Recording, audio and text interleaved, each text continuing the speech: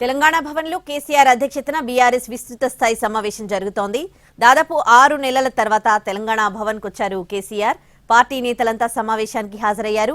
Party నేతలకు క్యాడర్కు వివిధ అంశాలపై దిశానిర్దేశం చేస్తున్నారు కేసీఆర్. కాంగ్రెస్ పాలన 6 గ్యారంటీల అమలులో వైఫల్యాలపై నిలదీసేలా బీఆర్ఎస్ క్యాడర్ను సన్నద్ధం చేస్తున్నారు. మరోవైపు ఏప్రిల్ 27తో బీఆర్ఎస్ 25వ వసంతంలోకి అడుగుపెట్టనుంది. దీంతో ఏప్రిల్ 27న పార్టీ సిల్వర్ జూబ్లీ సభను ఏర్పాటు చేయాలని కేసీఆర్ నిర్ణయించారు. వరంగల్ లేదా హైదరాబాద్లో భారీ బహిరంగ సభ ఉండే అవకాశం ఉంది. త్వరలో జరగనున్న స్థానిక సంస్థల ఎన్నికలకు సైతం క్యాడర్ను సిద్ధం చేయనున్నారు. మరోవైపు ఈ ఏడాది చివర్లో జీహెచ్ఎంసీ ఎన్నికలు జరగనున్నాయి. జీహెచ్ఎంసీ ఎన్నికల్లో సైతం సత్తా చాటాలని కేసీఆర్ పట్టుదలతో ఉన్నారు. దీంతో బీఆర్ఎస్ పార్టీ విస్తృత స్థాయి సమావేశం రాజకీయంగా ప్రాధాన్యత సంతరించుకుంది.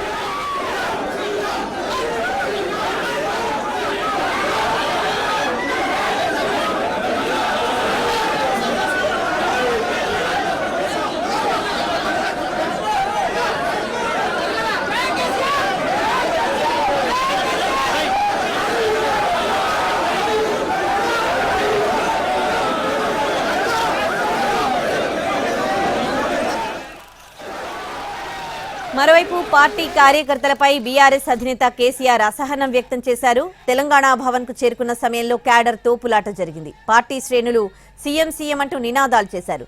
దీంతో ఒర్లకండ్రా బాబు దండం పెడతానంటూ కేసీఆర్ అసహనం వ్యక్తం చేశారు.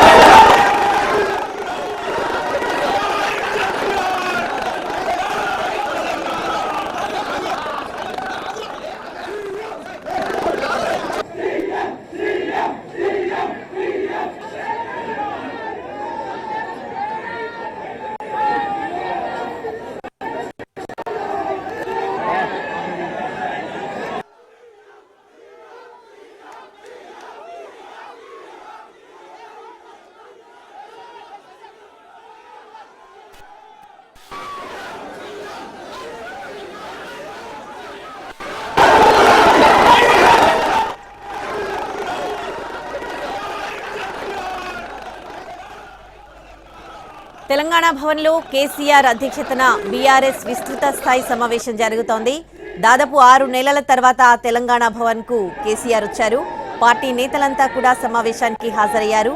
ఈ సమావేశంలో పార్టీ నేతలకు క్యాడర్కు వివిధ అంశాలపై దిశానిర్దేశం చేస్తూ ఉన్నారు కేసీఆర్. కాంగ్రెస్ పాలన 6 గ్యారంటీల అమలులో వైఫల్యాలపై నిలదీసేలా బీఆర్ఎస్ క్యాడర్ను సన్నద్ధం చేస్తున్నారు కేసీఆర్. మరోవైపు ఏప్రిల్ 27తో బీఆర్ఎస్ 25వ వసంతంలోకి అడుగుపెట్టనుంది. దీంతో ఏప్రిల్ 27న పార్టీ సిల్వర్ జూబ్లీ సభను ఏర్పాటు చేయాలని కేసీఆర్ నిర్ణయించారు. వరంగల్ లేదా హైదరాబాద్లో భారీ బహిరంగ సభ ఉండే అవకాశం ఉన్నట్లుగా తెలుస్తోంది. అలాగే త్వరలో జరగనున్న స్థానిక సంస్థల ఎన్నికలకు సైతం క్యాడర్ను సిద్ధం చేయనున్నారు కేసీఆర్. మరోవైపు ఈ ఏడాది చివర్లో జీహెచ్ఎంసీ ఎన్నికలు జరగనున్నాయి. జీహెచ్ఎంసీ ఎన్నికల్లో సైతం సత్తా చాటాలని కేసీఆర్ పట్టుదలతో ఉన్నారు. దీంతో బీఆర్ఎస్ పార్టీ విస్తృత స్థాయి సమావేశం రాజకీయంగా ప్రాధాన్యత సంతరించుకుంది. మరోవైపు పార్టీ కార్యకర్తలపై బీఆర్ఎస్ అధినేత కేసీఆర్ అసహనం వ్యక్తం చేసినట్లుగా తెలుస్తోంది. తెలంగాణ భవన్ కు చేరుకున్న సమయంలో క్యాడర్లు తోపులాట జరిగింది. పార్టీ శ్రేణులు సీఎం అంటూ నినాదాలు చేశారు. దీంతో ఒర్లకండిరా బాబు దండం పెడతానంటూ కేసీఆర్ అసహనం వ్యక్తం చేశారు.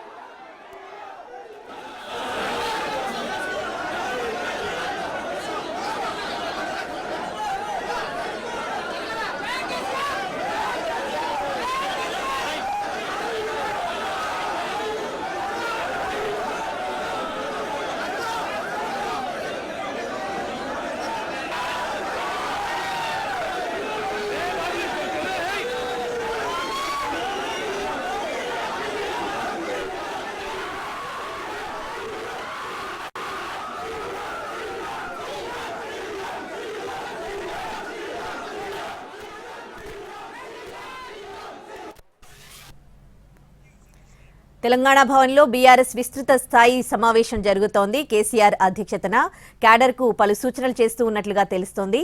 ఈ సమావేశంలో కేసీఆర్ ఇదే అంశానికి సంబంధించి పూర్తి డీటెయిల్స్ మా ప్రతినిధి సతీష్ అక్కడి నుంచి లైవ్ లో అందిస్తారు.